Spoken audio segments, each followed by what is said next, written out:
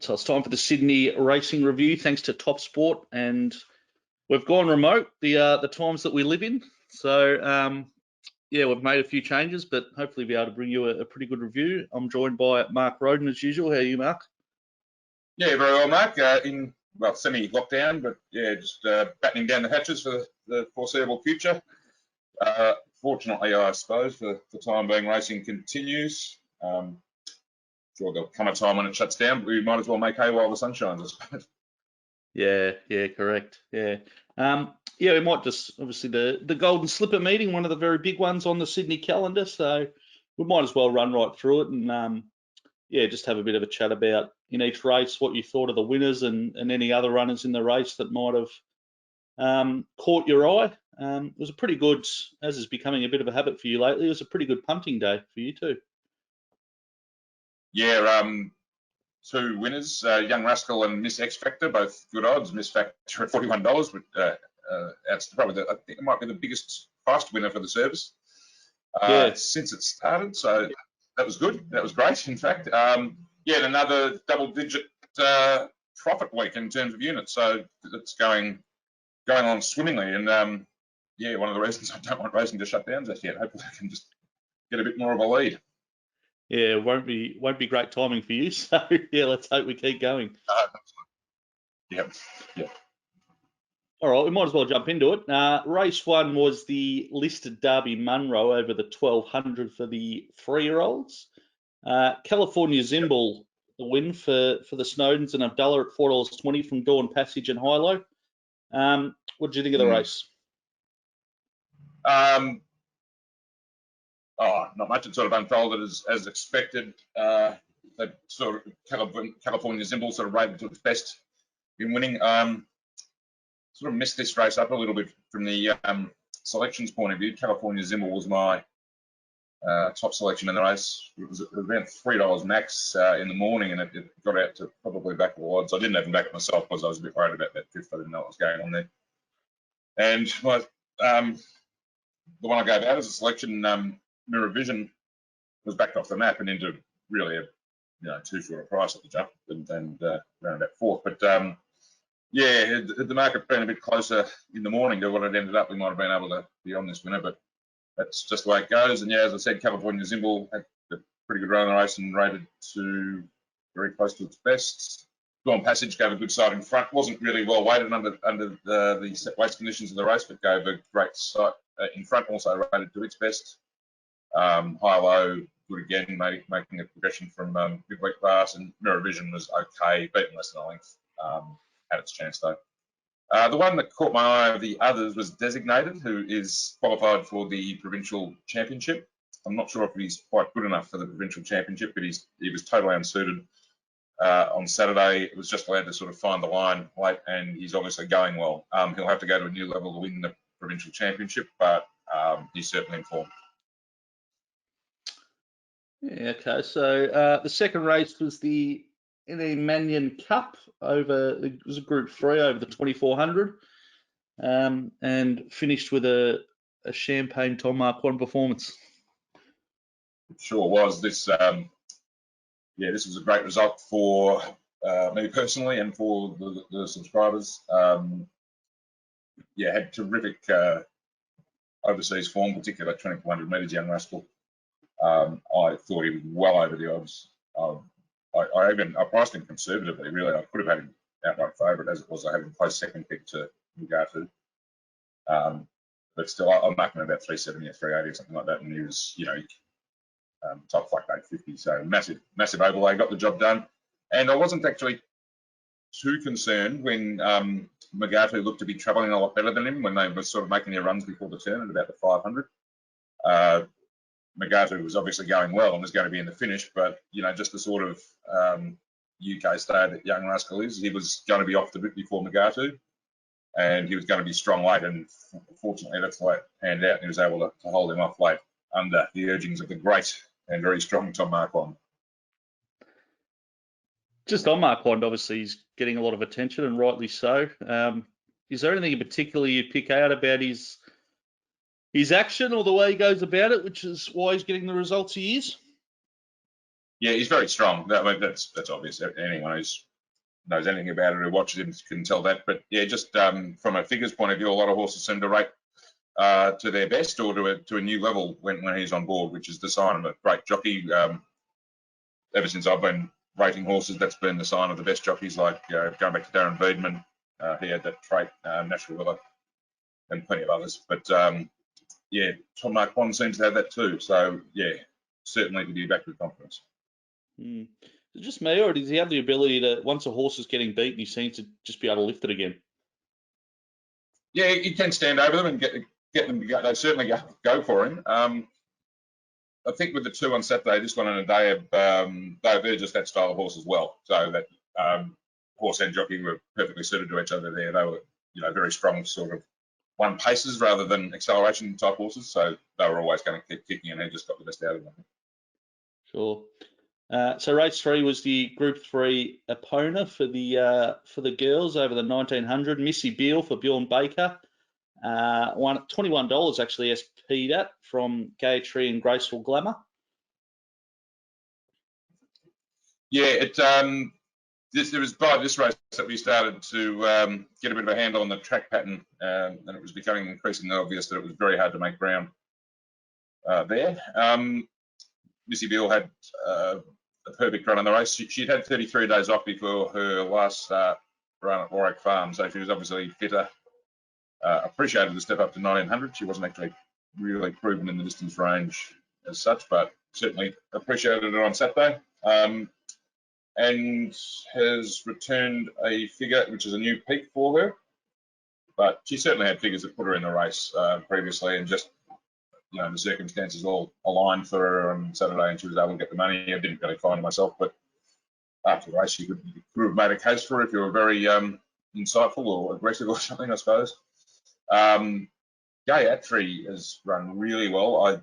She had no luck first up and was totally unsuited in the Natoya race, but I thought she'd need one more to go to her best, but she's there now, and she'll be really hard to beat at 2400. I don't really know what's there for her. Maybe the chairman's, maybe they're going to the Sydney Cup. I'm not 100% sure, but she's going really well as well. Graceful Glamour go to sight in front. Oliverus, which I was on and we were on, ran really well, ran about as well as she can. Not overly suited by the pattern, and first and second have just gone to figures that were too good for Oliverus to match. Lover not suited. Sabacool Wide Trip not suited. Yeah, they're pretty. This is one of those very ordinary Group 3 sort of mares races. They'll just bob up where they bob up. It's not too much to take for it. Probably some forgive runs there, and keep an eye out for Gayatri where she turns up. Yeah, you just mentioned the track bias, based, I guess, on the day overall, based on what you saw and the measures you take. Was it there? Was it perhaps as bad as some people thought, or not as bad? Were there other like tempo issues in that, in your opinion? Tempo was a bit of it. Most races weren't truly run. Most of them were slow on the day, which would have exacerbated it. But a thing like Tiaki Sharks underperformed. I know he had a bit of a wide trip, but I put that down to the pattern first and foremost. And what a horse like Dreamforce, who's gone to sort of a level that he'd only done once before in the tramway last year on a similarly biased track. So just the way the figures are lining up suggests to me, yes, it was certainly there, and it really was hard to make ground. No worries. So race 4 was the first of the Group 1s, the Ranvid over the 2,000 metres. A day of the import for William Haggis and Mark Rhoden again. Got the chocolates from Very Elegant and Avilius. What did you make of the performance? Good to very good run from Adea. As we said, almost carbon copy of the Manion Cup, where Very Elegant made the early move, looked the winner, and Mark Rhoden and the import kicked back and beat it. I'm a bit annoyed at myself here that I wasn't on the winner. I had the best figures in the race on its UK form. I think I've fallen into the propaganda about it being a heavy tracker only. A lot of people were saying that, and even the stable representative Harry Eustace was saying on Saturday morning he was concerned about the sun being out and all this sort of stuff. So I ended up being very conservative with him, marking 320, which is about the price he was, but it was certainly going to make it a no-bet race for me. But if I'd just given him, a sort of figure that I knew you could do on his UK form, you could have had it as short as you want, either money. He really did look the winner on figures, but everyone wanted to tell us he was best heavy, so that's unfortunate. Very Elegant has run really well again.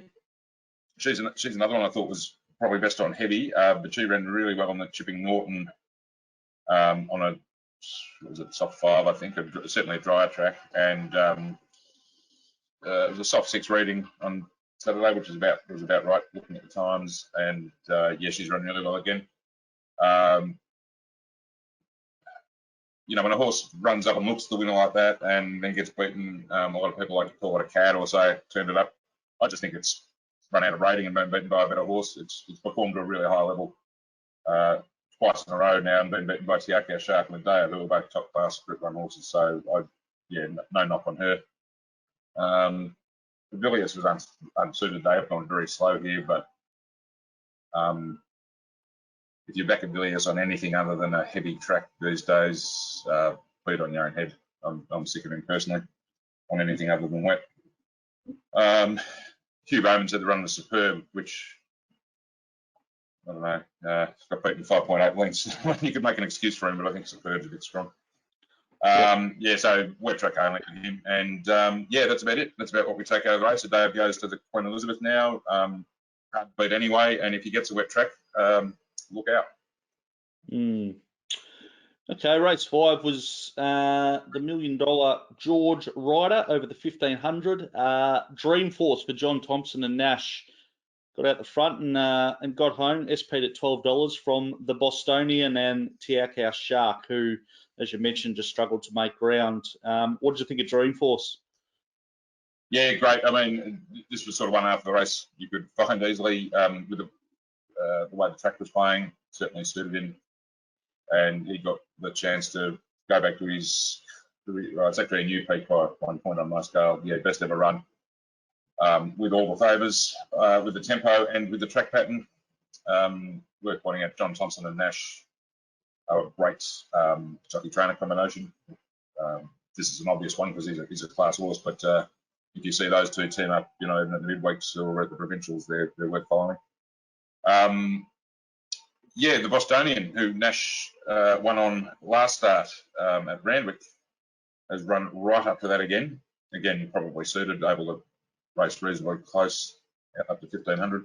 But in great form, continues to race well. Tiaka Shark, unsuited, just unsuited.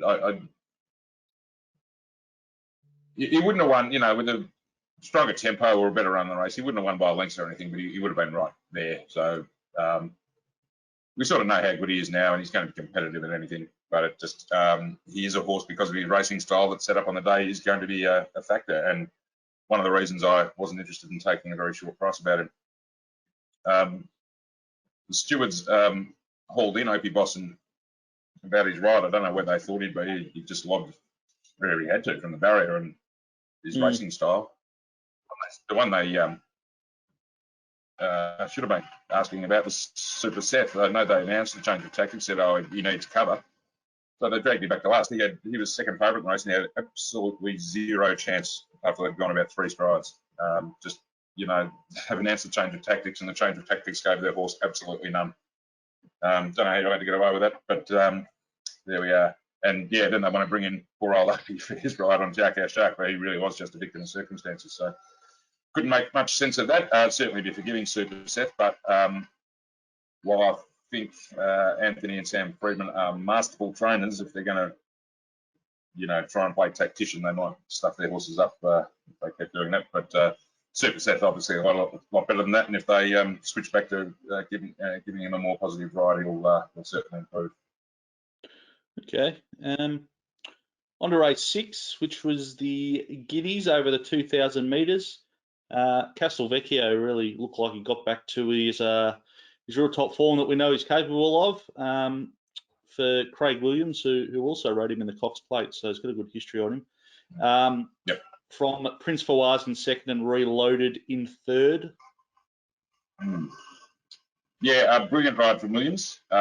Absolutely masterful. His horse's two best runs in his career now have both been at 2,000 metres ish, and with Williams on board. This was a horse that looked like he was going to be unsuited. He drifted a bit in late betting because of that, I think.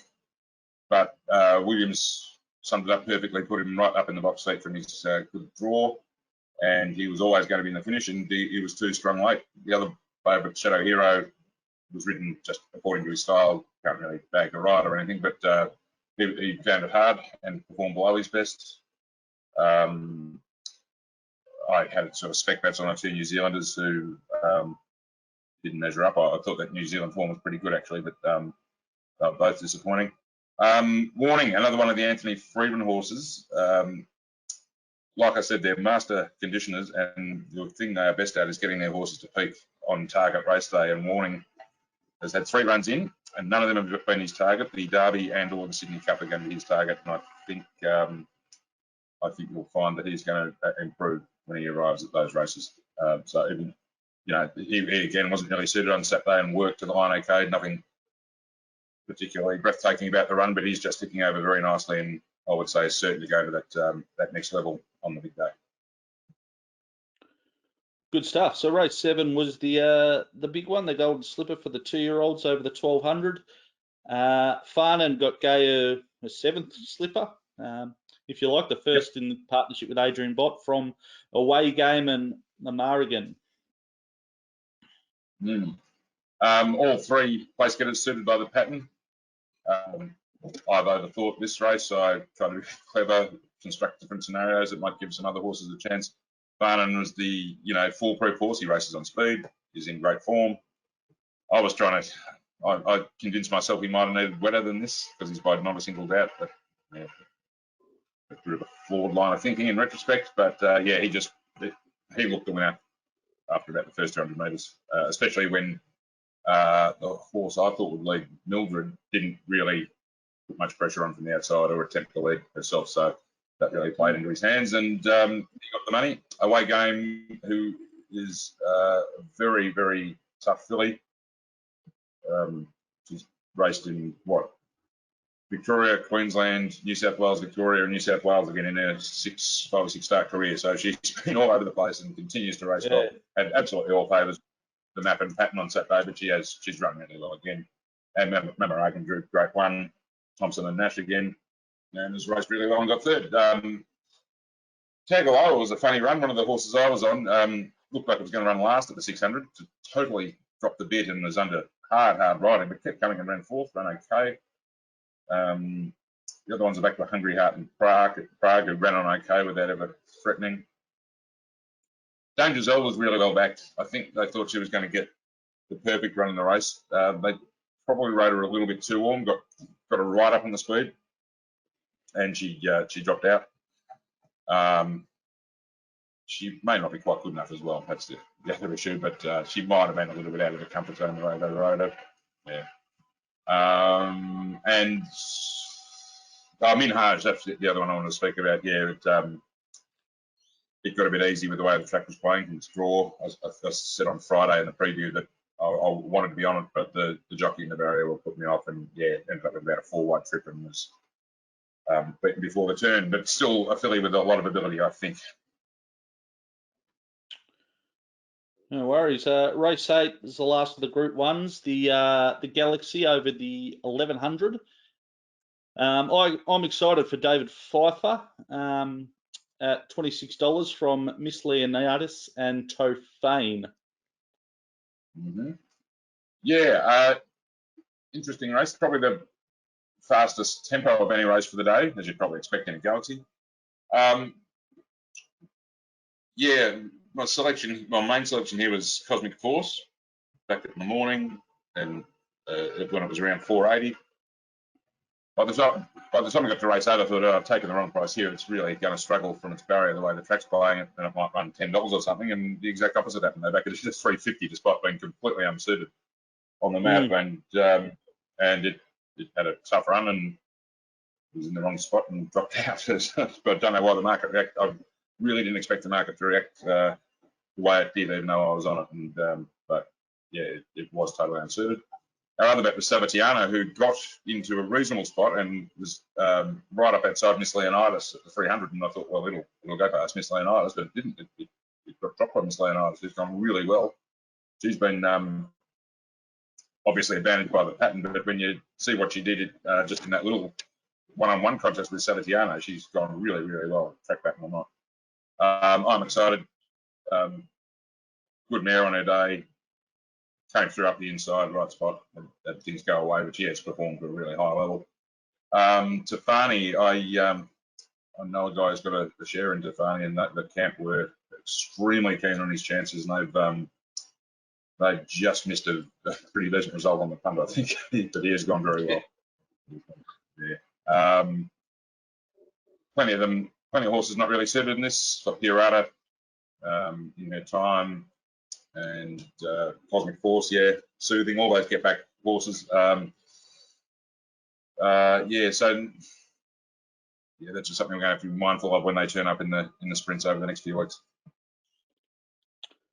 Yeah, okay. And the last of the day, also over the 1200, was the Group 3 birthday card for the fillies and mares, and Miss X Factor for Joseph Pride. Really good result.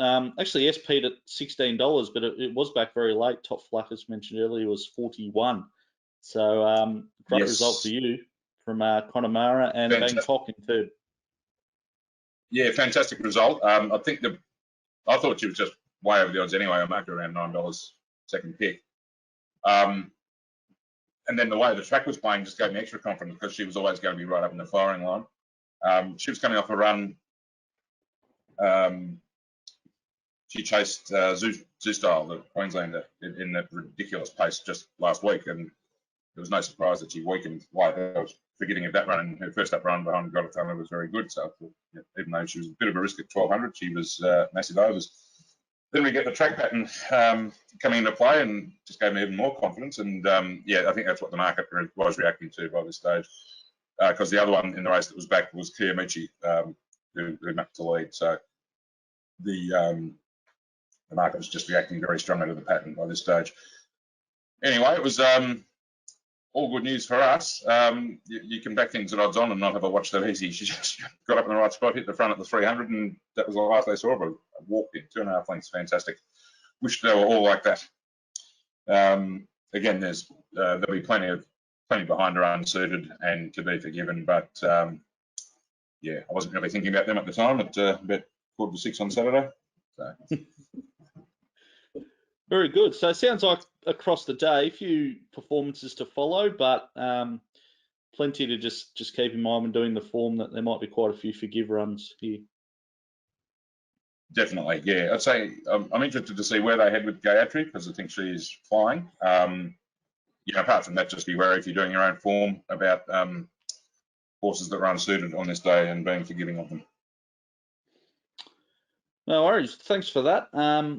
This week, fingers crossed, we're racing all week. What's upcoming for you over the next few days?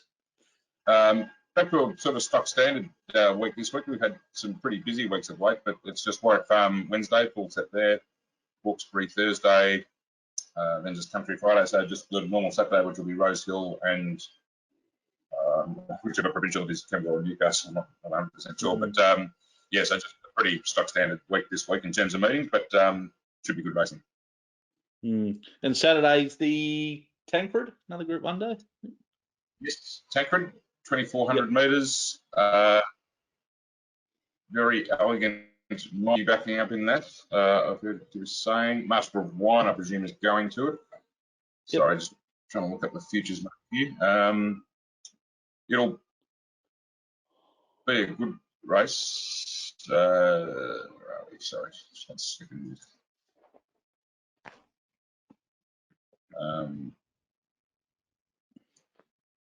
Yeah, it's always the it's sort of a bit of an off meeting usually, this one, between the slipper and the start of the championships, but it's still good racing, with Group 1s and so on. Yep.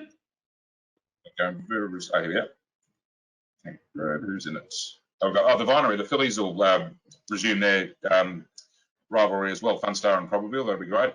Yeah, so the market is Very Elegant and Avilius from Megatu. Oh, Master Wine's not there. Okay. That's Very Elegant, Avilius, Megatu, Mirage Dance, and Mustajir. Yeah, well, that's a good race. Tell you what, any race where Avilius is 280 and it's not a wet track is one I might be interested in betting in. So yeah, we'll have a good look at that later in the week. Sounds good. We'll keep an eye out for that. So yeah, again, thanks for your time, and yeah, we'll catch you a little later in the week. No worries at all.